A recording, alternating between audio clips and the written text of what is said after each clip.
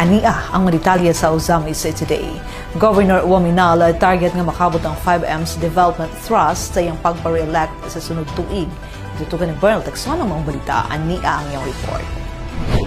Malampuson nga nakadaso sa ilang tagsa-tagsa ka Certificates of Candidacy kung COC ngadto sa provincial, city ug municipal offices sa Commission on Elections ang complete line-up sa Asinso Pinoy candidates nga gustong magpasubli sa lain usab nga termino sa pagka-gobernador, vice-gobernador, mga bukal ug kongresista sa una ug kaduhang distrito sa Misamis Occidental sa pagpangulo ni hardworking Governor Attorney Henry Sibilia Waminal. Gipahayag sa gobernador nga nagunang katuyuan sa Asinso Pinoy team ang hingpit nga realisasyon sa 5M's Development Trust sa iyang administrasyon nga ilanang nasugdan sa pagpatuman. Mapadayon pa ang mga proyekto, programa nato align with our vision Asinso Misamis Occidental.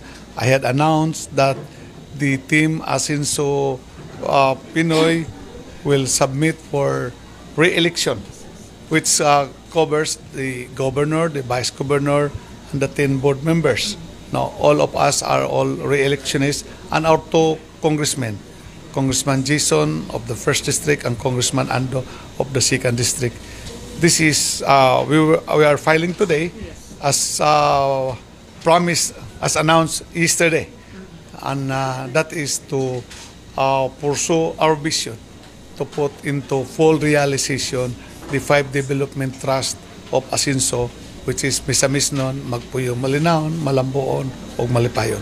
Niining pagpasubli sa Asinso Pinoy elected official sa ilang kaduhang termino, makalaom ang katawhang Misamison nga magpadayon ang gihuptang bulawanong mithi sa team Asinso leaders sa ilang pagpangalagad sa katawhan, matud pa ni Governor Waminal. Sama sa ato ang day-to-day mensahe ngadto sa atong mga katawhan nga makaasa sila sa ato ang makanunayon nga matinud-anon nga pagserbisyo ato nang nalatag align sa ato ang vision. And as usual, our sincerity in pursuit to our vision is always there. That's the core values of Team Asinso. Nasairan gikan mismo sa gobernador nga 95% sa Asinso Pinoy City and Municipal mayors, vice mayors o mga city and municipal councilor candidates ang mga re-electionist. Ug syempre silang tanan ang nagdala sa maayong mga batasan nga gibatunan sa atong padayon Asinso leaders, mga matinahuron nga opisyal, dili palaaway, matinud-anon, kabalong mo respeto sa ilang isikatao, matinabangon ug labaw sa tanan, mga mahigugmaon nga mga opisyal sa gobyerno. So 95% are re-electionists. No. Of course, doon ay nag-graduate na and then doon na po ay ni-off for retirement. So, 95% are re-electionists.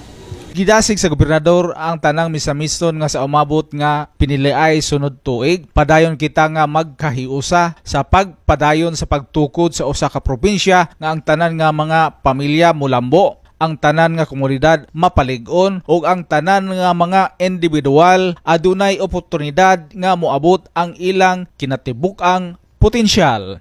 Alang sa Ozamis Today, ako si Bernal Texon. Salamat, Bernal.